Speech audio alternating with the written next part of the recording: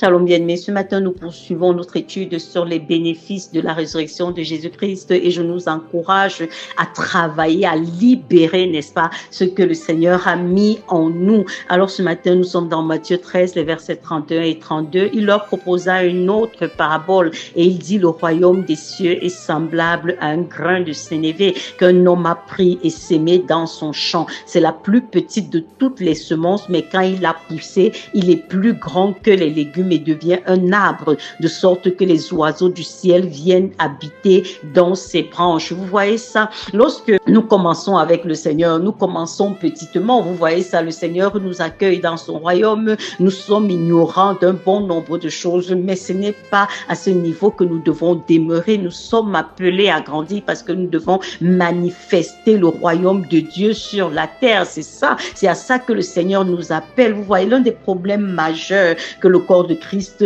a dans sa grande majorité, c'est en fait que les gens ne savent recevoir qu'à travers des personnes spéciales, les personnes ointes, les pasteurs, les prêtres, les gens qui ont un quelconque don. Vous comprenez ça? Et il n'y a rien de mauvais à ça, parce que si effectivement, une fois né de nouveau, tu devais attendre de grandir et de connaître des choses avant d'être libéré de certains maux. Beaucoup de nous on mourait en chemin. Donc c'est pour ça que le Seigneur nous fait grâce de bénéficier de la foi de ceux qui sont devant nous. Mais le problème, c'est que nous, on veut rester à ce niveau-là. On refuse de grandir. On se dit que le système, c'est toujours d'aller dire au pasteur: prie pour le mal de tête, prie pour le palu, prie pour les choses. En fait, les choses que toi, tu devrais être à un niveau capable d'affronter par toi-même et de dire: non, non, non, je ne te permets pas. Or, d'ici, on se comprend. Donc, c'est de ça qu'il est question. Nous devons apprendre à libérer les grâces que Dieu nous a faites, les grâces que Dieu nous a données. Nous devons apprendre à les libérer parce que la parole de Dieu nous enseigne comment faire ces choses, n'est-ce pas? Il y a des principes qui gouvernent la marche avec le Seigneur, qui gouvernent notre foi. Par exemple, la Bible te dit que la foi vient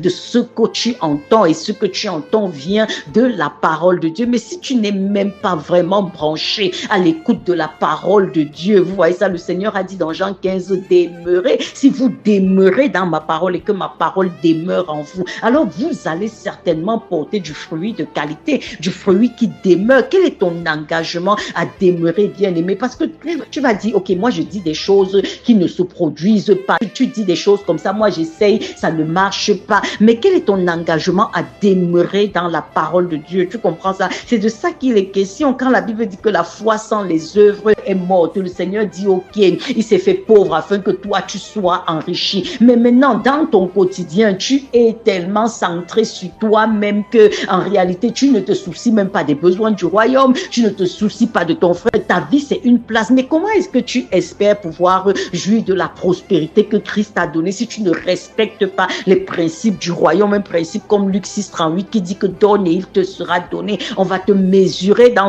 la même mesure dont tu te seras servi, mais sauf qu'elle sera serrée, secouée et elle va déborder. Vous comprenez ça? Nous devons mettre en application les principes du royaume. La vie et la mort sont au pouvoir de la langue, par exemple, comme nous le dit l'auteur des Proverbes, Proverbe 18 au verset 21. Alors comment est-ce que par ta propre langue tu peux détruire ta vie? Ma maladie là est revenue, l'enfant s'il va seulement me tuer, et telle situation, tu fais des confessions comme ça à longueur de journée et tu espères voir le résultat contraire. Non, tu dois étudier la parole de Dieu et c'est ça qui va te donner de comprendre les principes du royaume. Dans tel domaine de ma vie où j'éprouve des difficultés, que dit la parole de Dieu? Comment est-ce que j'active effectivement la foi de Dieu par rapport à ça? Comment j'active ça? Vous comprenez ça? C'est ça notre défi, c'est de pouvoir activer, bien aimé, la parole de Dieu. C'est de pouvoir activer la foi en Dieu dans chaque situation de nos vies. C'est de ça qu'il est question. Nous devons grandir. Dieu nous appelle à grandir, à produire des résultats qui demeurent.